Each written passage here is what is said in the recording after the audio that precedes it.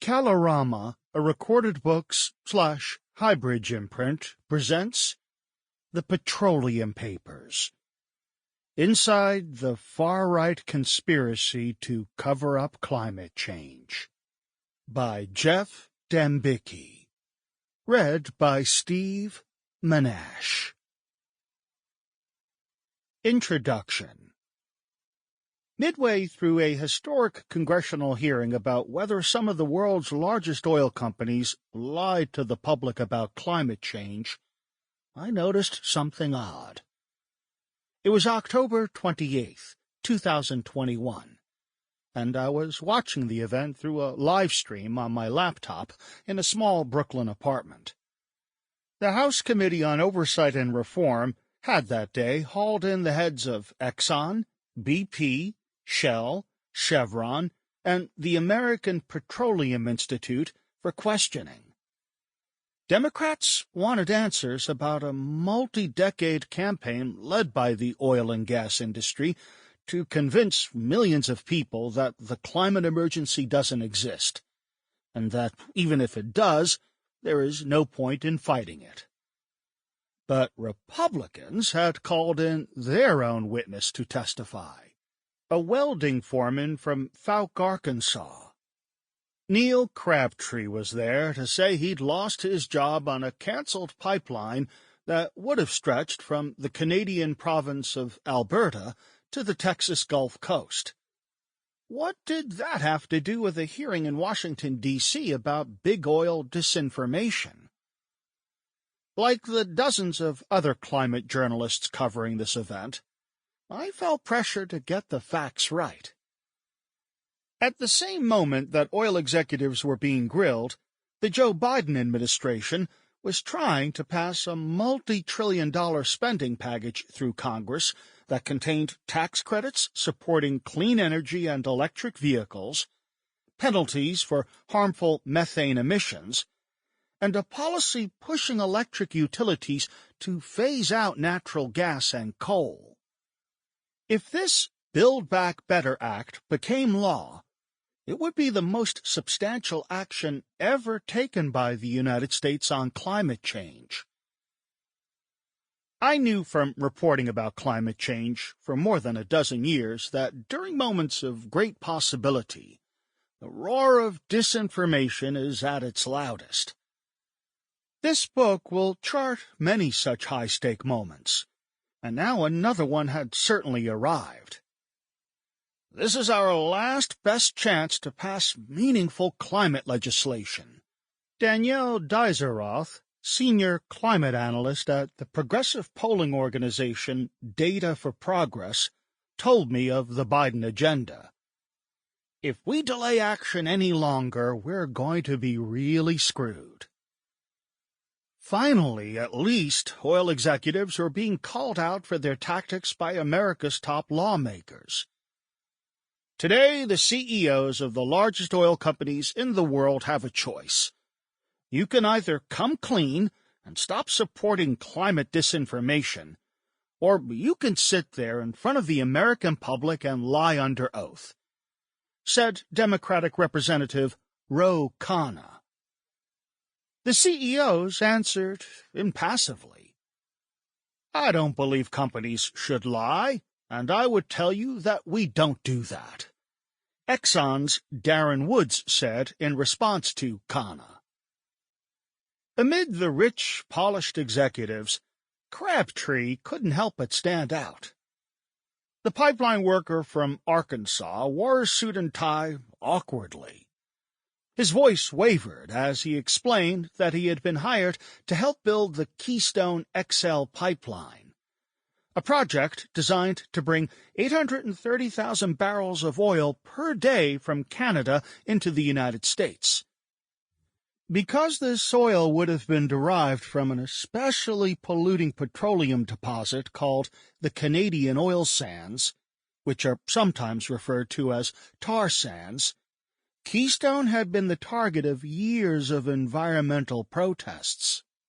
Biden canceled the project on his first day in office. I lost my job, Crabtree said. There seems to be no thought given to the hundreds of thousands of workers in this industry or the millions of products that we use every single day that are provided by fossil fuels. Crabtree presented a sympathetic figure, an honest and hard-working American seemingly chewed up by the political machinations of Washington. But I sensed there was more to his story. With the hearing on in the background, I searched Crabtree's name. One of the first results was the website for a group called Americans for Tax Reform. On the site, there was a self-recorded video of Crabtree inside a vehicle. Instead of a suit, he was dressed in a hoodie and baseball cap. Canceling this Keystone Pipeline to make a group of people happy has had real-life consequences, he said. We got people who can't work now, can't provide for their families. I saw that underneath the video there was a special request that people send more such videos. Americans for Tax Reform is collecting personal testimonials of Americans hit by President Biden's policies. Crabtree's appearance at the hearing was starting to make more sense. That's because Americans for Tax Reform isn't just some ordinary conservative group. It was one of the authors of the Climate Change Denial Playbook. The organization helped create an action plan in 1998 along with Exxon, BP, Shell, Chevron, the American Petroleum Institute, and others to flood mainstream media with disinformation about the scientific consensus on global warming. A leaked document lays out the strategy in detail. Develop and implement a national media relations program to inform the media about uncertainties in climate science, to generate national, regional, and local media coverage on the scientific uncertainties, and thereby educate and inform the public, stimulating them to raise questions with policymakers. Not much had changed in the nearly 25 years since then. Not long after Joe Biden was elected on a platform to invest trillions in green industries, create millions of new jobs, and drastically lower U.S. emissions, the head of Americans for Tax Reform, a well-known Republican operative named Grover Norquist, co-authored an op-ed in the Washington Examiner declaring war on the extreme left's big government climate agenda. Crabtree's testimonial was part of a carefully coordinated media campaign that Norquist dubbed #Biden Killed My Job. Several months later, Crabtree was broadcasting live as a witness at the House congressional hearing on climate disinformation. After he was done, as CEOs like Exxon's Woods were asked to account for spreading scientific denial, Republicans steered the conversation back to Crabtree. It's critical that this committee examine the pressing concerns of American citizens, said James Comer, a Republican congressmember from Kentucky who once said, "I do not believe in global warming." Crabtree's remarks were carried by mainstream outlets like the New York Times, CNN, The Guardian, Reuters, the BBC, and the Daily Mail. But none highlighted his ties to the machinery of big oil's climate crisis denial. There is no reason to suspect that Crabtree was lying about losing work on Keystone XL, and he might not have even been aware of Americans for Tax Reform's history of denying climate change. But the media attention his testimony received was a victory for Republicans, the oil and gas CEOs testifying under oath, and the Canadian oil sands industry. Once again, these forces were intentionally distracting the public from the bigger picture, that the stable climate upon which all human life depends is being altered beyond recognition. It was disheartening to see this playbook still being used decades after its creation, because my research had educated me to how, time and again, such tactics laid waste to humanity's easiest, best chances to fend off climate catastrophe. Now I could see nothing but lost years, a window of opportunity spanning more than half a century, repeatedly and forcefully shut by powerful interests who've known and suppressed the truth. Many people take as a given the perilous point at which our planet has arrived. They struggle to imagine a world in which fossil fuels aren't driving us toward the precipice. But my reporting has made me realize there was nothing inevitable about the chaotic future we face, with all of the natural systems that support us collapsing. It did not have to come to this. We are here because at each critical juncture, fossil fuel companies, dependent on a particularly dirty form of oil, worked in concert with political allies in the United States and Canada to build an edifice of lies that has prevented our self-rescue. I know this, and will show it in this book, because virtually all the evidence is publicly available. But the details have been scattered haphazardly across the Internet, or else contained in vast digital archives, hosted by watchdog groups such as the Climate Investigation Center, DSMOG, the Center for International Environmental Law, Koch Docs, and others, that most people don't have the time or know-how to peruse. Several years ago, I decided to dive into this ocean of information head first. Since then, I've navigated hundreds of documents, first-hand accounts, news pieces, and studies. I've done in-depth interviews with key players, those that helped build the disinformation machine, those who've made it their life's work to understand it, and those now trying to tear it down. And through it all, I have had to fight my own rising waves of anger at what I was discovering and piecing together. These Petroleum Papers weave together a wide cast of fascinating characters. They tell of Robert Dunlop, a U.S. oil executive who disregarded a dire warning about climate change in 1959 from the inventor of the atomic bomb and instead tapped a massive new source of oil in Canada.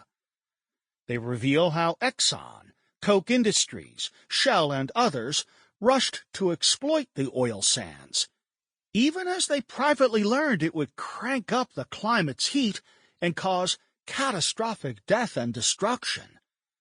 They show these companies quietly anticipated public outcry about climate change and prepared a strategy to neutralize it, so that when NASA scientist James Hansen brought the emergency to the public's attention in 1988, the oil industry was able to quickly sow doubt via media campaigns. Contained in the papers are figures everyone will know: Rupert Murdoch, Donald Trump, and some names immediately recognized only on one side of the border. Canada's former Prime Minister, Stephen Harper, for example, a one-time employee of an oil company owned by Exxon. This saga of power and wealth, pursued at the expense of a survivable planet, includes beltway lobbyists, astroturf organizers, and politicians for whom oil was literally a religion. This story includes as well people fighting back. A famous class action lawyer who helped convict the tobacco industry for lying about cancer and is now using the courts to reveal big oil's lies. And a formerly trusted Exxon employee who was pushed out of the company for asking too many hard questions about the company's climate change denial. My journey took me from Seattle to Washington, D.C. to the oil sands themselves. It also took me to the Philippines, where I met a young woman who knows all too excruciatingly well where our world has arrived after so many destroyed opportunities. I'll start the story with her. Chapter 1. The First Warnings, 1959 through 2013. Just another storm. Joanna Sustento woke up that morning with a feeling of pleasant expectation. She was a Filipina in her early 20s, getting started in a career in business, and living with her family in Tacloban City, a coastal city on the central Philippines island of Leyte. Sustento shared the small space with her dad, a lawyer, her mom, the manager of a government bank, her 2 older brothers, her sister-in-law, and her nephew, a 3-year-old named Taryn. Apart from Taryn, Sustento was the youngest person there. The only girl in the family, she said. So, being the only girl, my parents, especially my dad, would often call me Princess. I didn't really like it when he called me that. The house was crowded, yet infused with warmth. It is a culture where family is considered the foundation of all social life. Sustento held many happy memories of large get-togethers of extended relatives. That past week, in fact, had been a blur of communion. After many years away, several relatives on her father's side had decided to visit Tacloban, resulting in a packed schedule of family gatherings and just hanging out and going to family lunches and dinners. No one had been paying too much attention to the warnings on the news that a tropical storm, known in the South Pacific as a typhoon, was headed toward the city. This on its own wasn't necessarily alarming news for Tacloban's inhabitants. We experience an average of 20 typhoons a year, Sustento said. They're just normal for us. Tacloban's 240,000 or so residents occupy a narrow stretch of land bordered to the east by San Pablo Bay and to the west by Mount Naga Naga. According to its official slogan, Tacloban is a city of progress, beauty, and love. It is also a city of low incomes, even by Filipino standards. Over 40% of people in the region of eastern Visayas, where Tacloban is located, lived below the poverty line in 2012.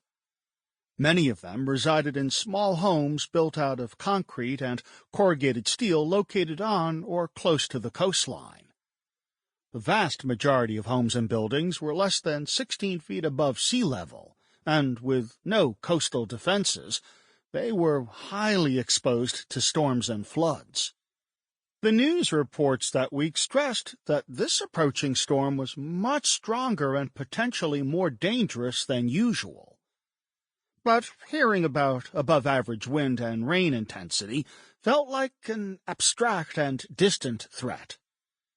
You couldn't really wrap your head around it, Sustento said. The night before the storm was supposed to hit, her family was over for dinner at her grandmother's house. When we were about to go home, I had this uncle from a different city talking to my dad, suggesting for us not to go home and to wait the storm out until it's over, she said. But of course, my dad insisted on going home. Having experienced so many typhoons in the past, they figured our neighborhood would be safe, our house would withstand the storm. Sustento was even a bit excited. Since she was a little girl, she'd loved typhoons.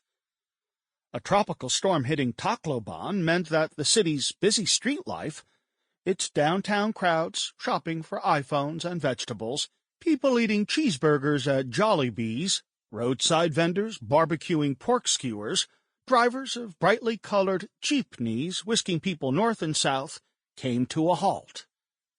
It would mean that classes would be suspended for days. There would be no work, she said. So I would just be at home with my family making the most of the cozy, chilly weather. Occasionally, a storm would knock out power lines. There would be blackouts, we'd be out of power for days, she said, but that just added to the experience.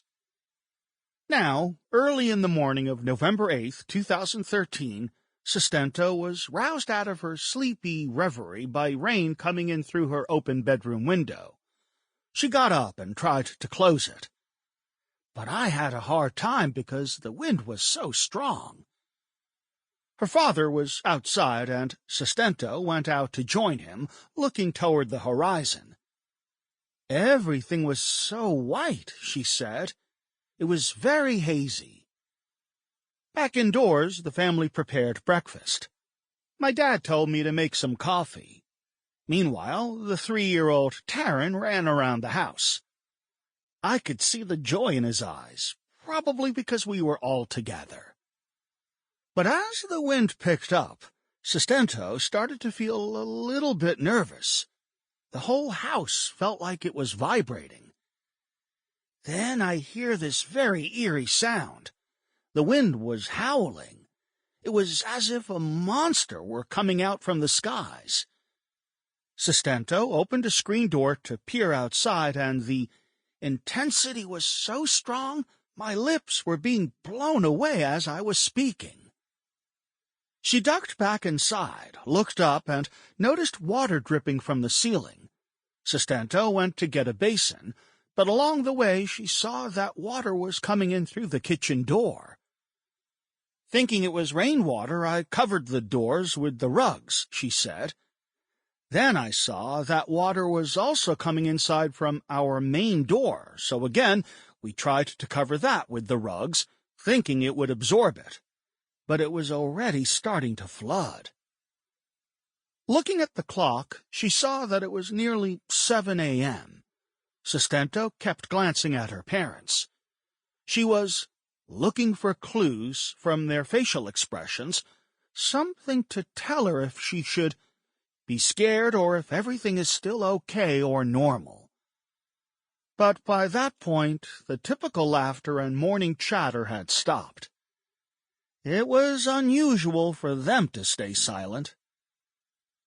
The typhoon had begun 5 days earlier as a low-pressure system, hundreds of miles southeast of Tacloban.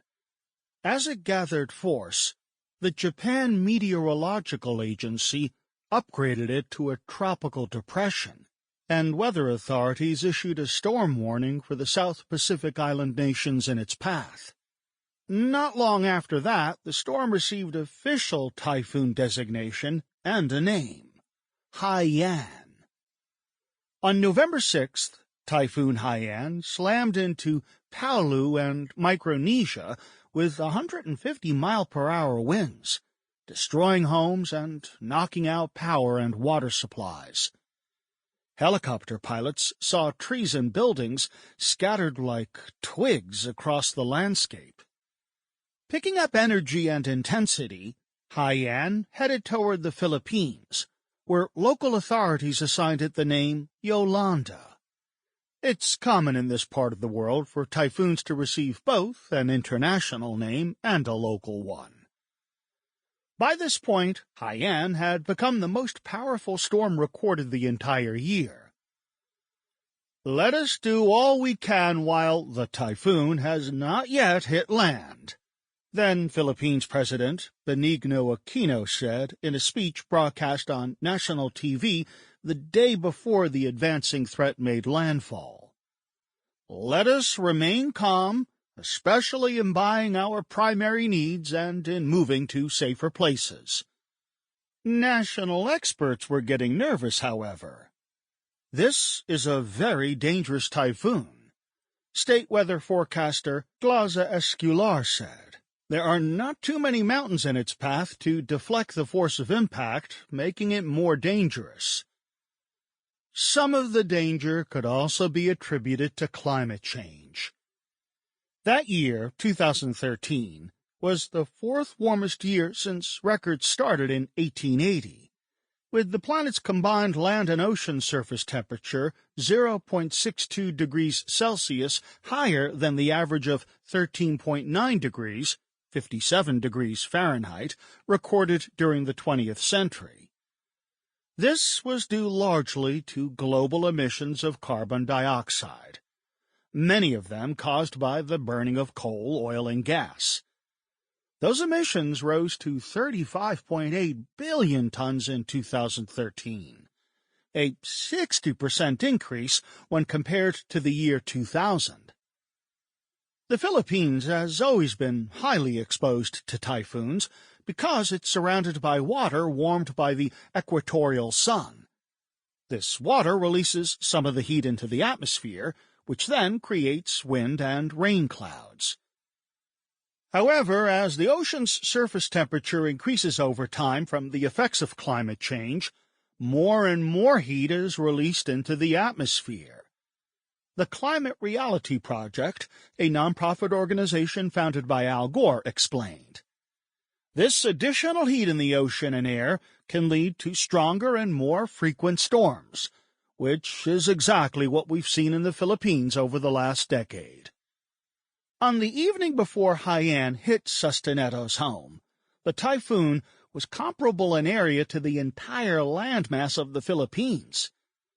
Depicted in real time on meteorological maps, it resembled a massive buzzsaw slicing toward Tacloban, and with sustained winds of almost 200 miles per hour, it was equivalent to a Category 5 hurricane, the same designation given to Hurricane Andrew, which in 1992 caused 65 deaths and $27.3 billion in damage when it tore through the Bahamas, Florida, and Louisiana.